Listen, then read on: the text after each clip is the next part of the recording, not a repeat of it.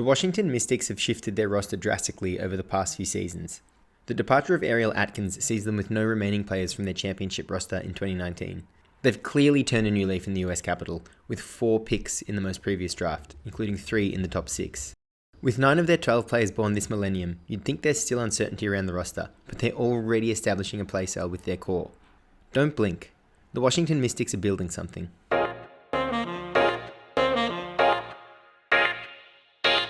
They've amassed 4 top 6 picks in the last 2 drafts in Alia Edwards, Sonia Citron, Kiki Iriafen, and Georgia Amore. They seem really happy with their young core, which extends beyond these players. Rebuilding teams can continue to trend down, but Sydney Johnson has come in with a plan to teach this team the right way, right away. Let's look at how they work together in a couple of their recent games. In this first one, it's their first of 2 matchups against the New York Liberty. Here we are at the start of the second half. A 12-point deficit in a half you score 32 against this team is often felt quite strongly, especially for a young roster. Washington start the half with this double drag action. Ionescu goes under the screens for Sutton, and this is a great move by the Liberty, as a pull-up 3 like this to start the half would kill any coach. It also clogs the lane and takes away any driving and cutting prospects. Then Sutton makes this great move to attack as soon as Ionescu moves towards her, forcing her into the screen and creating a half advantage. Here, Steph Dolson should pop or take some space. She's an elite shooter and that would have been wide open. Anyway, this first attack is quelled with 17 on the shot clock, and they don't get rattled. Even with wasting 3 seconds of valuable time, Citron provides relief for Sutton and the offense stays moving. Even when this action gets stopped, they stay composed well beyond their years. Since they had that initial double drag action, KK Iriafen was able to get good post position and Citron keeps the ball moving. You love this purpose and IQ from your rookies. After all that, they have a clean post entry with 9 on the shot clock. Even though Sutton isn't the best 3-point shooter, Ionescu is way too far off. Like, where is she here? And what's she providing her team? Great ball and player movement, good cut here from Dolson to occupy the defense if Sutton chooses to pass to Citron, but even with the low percentage, as a guard, Sutton has to take this shot, and she makes good on it. Come down the other end and the Liberty get the ball humming along the top. There's so much value in this pre-action when you have the likes of Cloud and Stewie, because if you aren't guarding them well, they're going to turn that into a defensive breakdown. Really good action by the Liberty to set up this pick and roll with an empty strong side for Stewie to roll, but Citron fights over, Sutton digs, and Iriafen can focus on the roll with the 2 guards applying enough pressure on the ball. Then it's New York's turn to rebalance after their attack is seized up, but Washington have messed the champs up too much. They waste 9 seconds after Ionescu picked up her dribble on the pick and roll.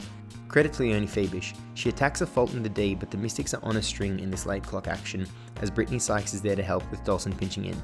Sykes stunts perfectly and gets back out to the corner. Jonquel Jones should definitely shoot this, but she doesn't and the clock runs out. That's a very mature defensive stand coming out of the half. Next time down, Washington run the same action and Dolson takes the space this time rather than force the roll, and that's an easy bucket. Off the make, they can set their D and the Liberty are running another great set. Bit of a delay from Fabish here, but these things happen when you defend so well. Then just don't even know what pass Stewie's trying to make here, but I think it's pretty cool that Sykes gets higher than the 2 trees and turns it into an easy bucket for her rookie, and a Sandy Brondello timeout less than 90 seconds into a half is a great sign for a young team. The Mystics kept it close for a good chunk of the third quarter, but on the Liberty side of the coin, this is game 6 of the greatest 9-game start to a WNBA season ever.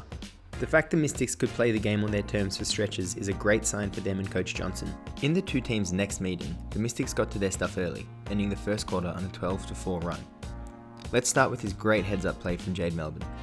Dolson calls a reversal which Sykes accepts, and on the shift from Ionescu and Cloud, Melbourne identifies it to perfection, and Shakira Austin makes this incredible pass that Melbourne wishes she could get back.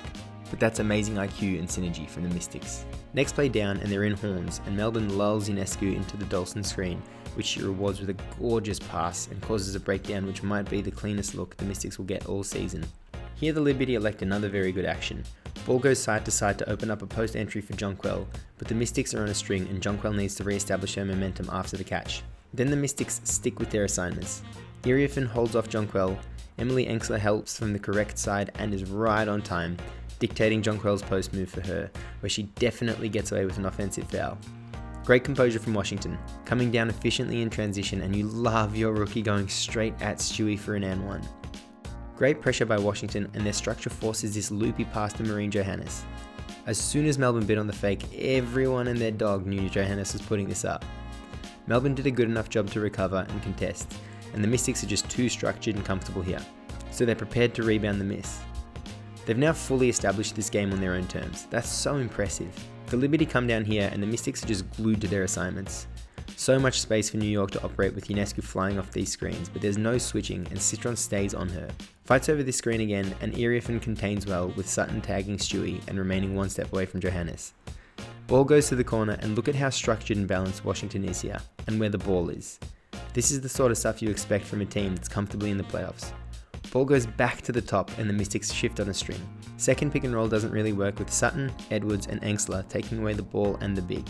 They give up this half advantage to Kennedy Burke who nails the three, but Engsler still provides a very good closeout. Also, if you rewind to this frame, this is the closest the Liberty get to the bucket on this possession, and it's on Johannes picking up her dribble after 16 seconds. Amazing work. On to another defensive stand and great pressure by Citron after the made freebies. And in this frame it looks like the Mystics' momentum is putting them all out of position, but they've junked up New York to this position with 16 left on the shot clock. Burke thinks there's a fault within the defense on this alignment, but Engsler sticks with it and the Mystics are off and running again. They're lined up so well here with such an advantage, but Sutton doesn't take it.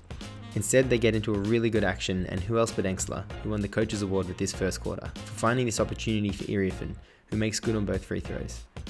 The game is entirely on Washington's terms in this stretch. This is seriously impressive, and most of this is being done by kids born in the 2000s against the champs.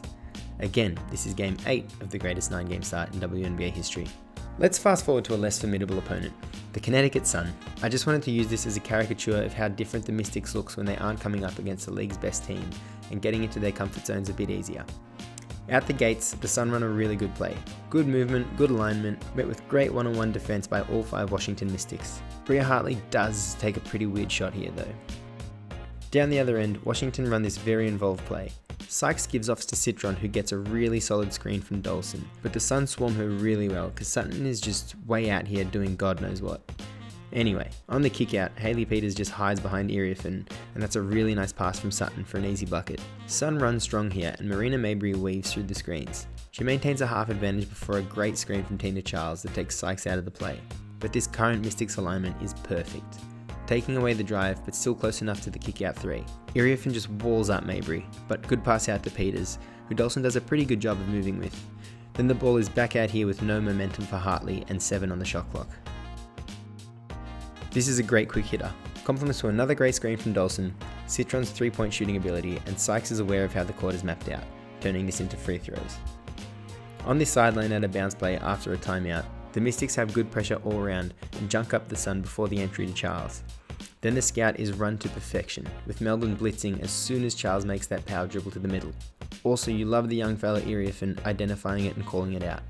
Great IQ and a really good insight into how she's wired on the help side. Again, they dictate the Bigs post move for them, and they miss. I like how Connecticut start this play. The ball moves quicker than it has been, and it's more of a threat. Even still, Melbourne and Sykes are defending at the hash mark, and Sykes fights over this screen so well. Austin and Citron pinch in enough to make Sanaya Rivers think twice about driving, yet still stay one step away from their assignments, and Citron closes out on this like a vet. Then the Hartley drive is met by this swarm of Mystics before kicking to the corner where Iriafen is already there. Peters has nowhere to go and the ball is reversed before this desperation pass to Hartley is deemed out of bounds. That's clinical. Washington come down and run the same action that got Sykes to the line a couple of minutes ago, but it flows into this great handoff action. On the pass, Sykes transfers the advantage she had on Rivers to Mabry, who's in great defensive position until Citron gets the ball. Then 2 great screens from who else but Dolson, and Sykes gets the advantage on Rivers after Mabry is finally recovered. Then Citron passes it back to Sykes, who attacks in this action so well again. We come down the defensive end and Shakira Austin, the big coming off 2 injury-interrupted seasons, completely stops the guards in Rivers and Mabry herself. For what it's worth, the rest of the Mystics are stonewalling their assignments, and after Austin takes defensive matters unto herself, Mabry takes a less than desirable 3. Sure, Austin hits a bit of a stanky leg, but this isn't the look you want to be taking. Off the O-board, the Mystics recover to their assignments well, and although this isn't a shot the Sun need to take, it's good to see how Washington reorganized and recovered as a unit after giving up a rebound. So they're looking good. Their record might not be impressive this season, but they're clearly laying the right foundations. They accepted their fate, investing and rebuilding at the right time with the right people. They're playing their own basketball, whether that be against the champs or the bottom feeders. In all that footage, there was a clear brand of basketball and a defensive identity to go along with their egalitarian offense. I didn't highlight individual players because that isn't really what this team is about. which means I didn't get to the fact that Brittany Sykes isn't just looking like an all-star, but could be eyeing off a potential all-WNBA selection. The team is reminding me a lot of the Minnesota Lynx in 2022, and we all know how that's looking now. I don't know when this unit is going to be a title contender, playoff team, or even above 500, but I do know they're going to be all of those things with this core. It's only a matter of time before the Washington Mystics find their way back atop the WNBA.